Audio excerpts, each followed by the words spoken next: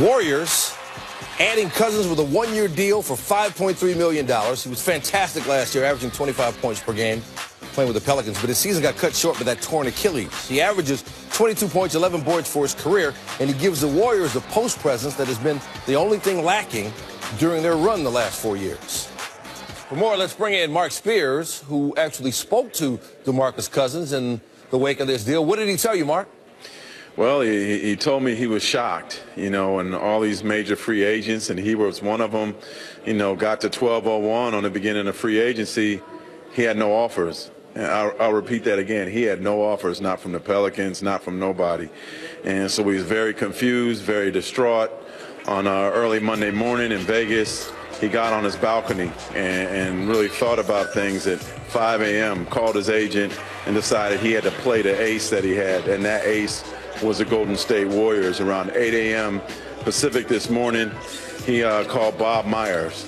Stan, he called the Warriors general manager and said he was willing or interested in taking the mid-level exception. So after talking to Steph, after talking to Draymond, who's vacationing in Greece, and after talking to Kevin Durant, he decided that with their excitement about him potentially coming, that he wanted to be a Golden State Warrior and took the mid-level exception to do it. All right, so now he's coming off the Achilles injury. What's the timetable looking like for him to return to the court?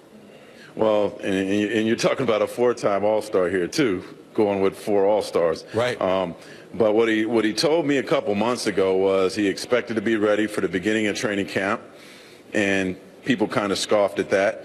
And so I asked him about it tonight. I said, okay, how's your Achilles? You still talking beginning of training camp? Check out his videos on Twitter, on Instagram. He's running on a treadmill. He said he expects to be ready for training camp and ready to go next year. Now, the Warriors may feel something different about it.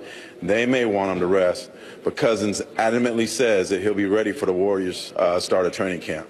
So it seems like the read on this is that he's coming off the Achilles injury, and he wants to play himself back into full health. And his thing was, this was the best of a nightmarish scenario. You have no offers. Okay, so what do you do? He probably could have conjured up a decent deal with a bad team. This guy is tired of losing. I'm in Sacramento where he lost a lot of games. He's ready to win. He wouldn't give me details of who else he talked to or considered for a mid-level, but he is super ecstatic. Obviously, the money isn't something to be ecstatic about for him, but he's super ecstatic about being able to play. As he said, I get to play with the champions.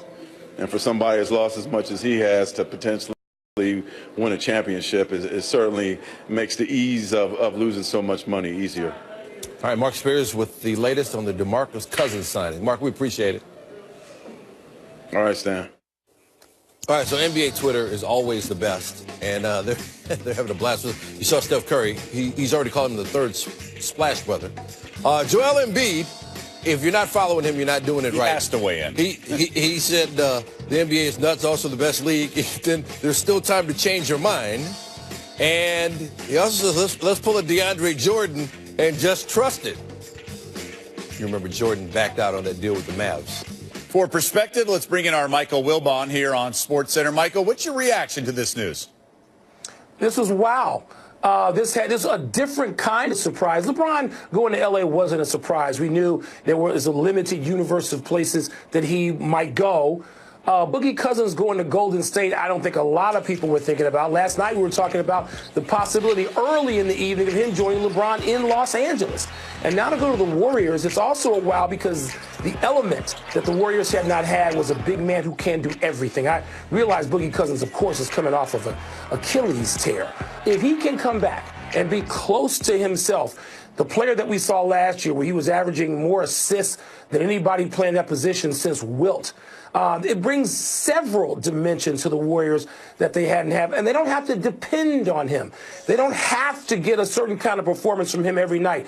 But if he goes out and delivers anything approaching what we saw last season on any kind of semi-regular basis, that's an enormous upgrade, it seems to me, from what the Warriors have had there. Yeah, this could be a classic case of the rich getting richer. And, Michael, as you very well know, the NBA is the least or most predictable of all the sports, as you say, largely because of the best-of-7 format. What would you like, if anything, to see changed? You know, I'd like to see, speaking of format, I'd love to see the league go back to best of 5 in the first round. That's probably the only change. And I think the finals, if we're talking about travel, I'd love to see 1 through 16 seeding. To do away with the conferences. I know Adam Silver has said travel's the issue, but LeBron's joining the Western Conference, moving to the Western Conference, could be the tipping point in that. But I think all of these things are going to be on the table for discussion, particularly among the Western Conference teams, looking at some of those teams that could win 49, 50 games, possibly be left out of the playoffs. Yeah, Denver Nuggets were one of those teams just missing the playoffs a season ago. Of course, Paul Millsap injury contributed to that. That's our Michael Wilbon joining us here on Sports. Join the free agent frenzy, signing DeMarcus Cousins to a one-year deal for just over $5 million. Remember, Boogie's coming off a torn Achilles with no definitive return date, but the defending champs do add a guy who's been named All-NBA twice. And for more, let's bring in Brian Windhorst. All right, this is not as simple as 5 All-Stars from last year's on opening night for the defending champs. What more can you add? Well, this obviously was the type of free agency move that is extraordinarily exciting, right? A lot of people are like, oh, my God, the All-Star team added an All-Star. It's amazing. What we have here is the two sides leveraging risk. Boogie just didn't have offers. They didn't have offers because he's coming off a devastating injury that, frankly, is career-threatening. And it's very unfortunate that it happened to him in a contract year. And then, obviously, it's obviously an incredible opportunity for the rest of their team to, rally around the moment. It's something that brings a lot of freshness into the season. That's something that the Warriors are really thinking about. Right. And they can rally around him during the year. We have to realize here, this is a very serious injury. It's typically a 12 to 15-month recovery time frame. Not necessarily to where you're back on the court, but where you're playing like yourself again. Now, last year, we saw Rudy Gay come back in 8 months. He hurt the injury. He hurt himself in March, came back for training camp. That's abnormal. DeMarcus is hoping he's going to be fine. We're just going to have to wait and see. But they didn't give him a $100 million contract. They didn't even give him $10 million. And for Boogie, if you're going to spend a whole year rehabbing, why not spend a year having fun around the Warriors, competing for a championship and have a great chance to win a ring? It's a great risk-reward for both sides, but it is not reshaping what the Warriors are going to look like. They're definitely going to still be the same team. They're just going to have this guy potentially joining them late in the season. Warriors were already less than even money to win the title next year in Vegas. The odds did even swing further less than even money. Yeah. Let's talk about his former teammate, Rajon Rondo, joining LeBron. Now, when we knew about LeBron going to the Lakers, we're thinking maybe Kawhi Leonard and or Paul George. Instead, it's Rondo, Lance Stevenson, JaVale McGee, a cast of characters, for lack of a better word. That's good. What are you hearing in NBA circles in terms of a reaction? Talking to league executives out there, they don't have any idea what the Lakers are doing. These are not conventional moves. This is not the way the teams have built around LeBron for the last 8 years as he's gone to the finals. It's low on shooting, low on guys who fit together. It is high on guys who are fearless. I'll give them that. But I will say this: we're still early in July. Things can happen. There can still be trades. The Lakers are not a complete team yet. They have some other things that they can do. But as far as the immediate moves after LeBron, these are going to be scrutinized for months because they had a window to do a lot of things here, and the path that they've taken, let's just say, is a little bit thorny and a little bit unexpected. NBA personnel, I don't know what they're doing. Brian Windhorst always knows what he's doing. Joining us. I think you're all right. Who are you, DeMarcus? The third splash, brother. I don't get that on camera, right? We gotta get this right. The third splash, brother. We're still taking applications, don't worry. As you see, that was 2014, and Steph Curry tweets in 2018, the third splash, brother, let's go. He is indeed joining Golden State. And this was one of those things where everybody's reaction was, wait, what? Including Jaren Jackson, who we showed you a little bit earlier, who showed out for Memphis. And then he was told the news after his rookie league debut that Boogie Cousins is joining Golden State. And here's how he reacted. Western Conference is a tough place. DeMarcus Cousins now apparently a Golden State Warrior. Looking for a reaction now. Oh. Are you being? I'm absolutely serious. Well, it's the Western Conference. We're all up for a challenge. That's why we're in the West. But we're focused on us, and we're just gonna keep playing games. We got a game tomorrow, so that's all we're focused on, one game at a time. Thank you very much. Are you serious? I'm dead serious. Oh my God. Can you believe it? Mid-level. Talking to our Kevin Arnovitz there, and really, yeah, Mark Spears joins us now, our friend from the Undefeated. And look, this is a guy you know well. This caught all of us off guard, including even you. So how did it happen? You spoke to him. What did he tell you?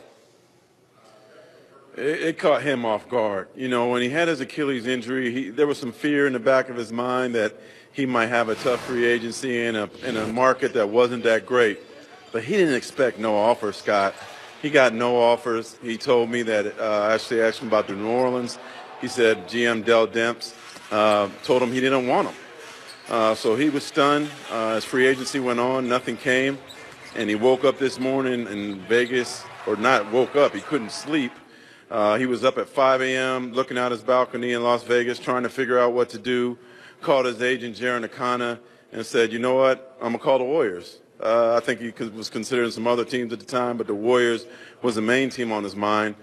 And you're Bob Myers. You pick up your phone, and it's probably got a Mobile, Alabama area code, and it's DeMarcus Cousins, and he probably was like, it's not him. But it sounded like him, and Cousins told him that he was interested in the mid-level exception, which probably I can't wait to hear what Bob has to say about it when he could talk about it. But then he called Kevin Durant. He called Draymond Green, who's vacationing in Greece. He called Stephen Curry. And their excitement, their enthusiasm, Stephen Curry in particular, pushed him over the edge. And at about 8 a.m. Eastern time, he called Bob Myers and said, yes, I'm coming. I'm going to be your fifth All-Star. I'm joining the champs. DeMarcus Cousins is with the Warriors. So here we are, and the beauty of this for him, I would think, is not just the situation that he's stepping into. And can you hear me? You got me, Mark? Did we lose you? Can you hear me? Kinda. Okay. The beauty of his situation is that he can rehab. They don't have to have him on the floor immediately, which means he can take his time. Does he have a timeline in mind for when he thinks he can be available? Yeah, the beginning of training camp. Which is certainly shocking to a lot of people. I know a couple months ago I talked to him for Undefeated, and he said he would be ready for training camp, and people probably didn't believe it. And he said, look, I know people probably think I just said it to try to help myself during free agency.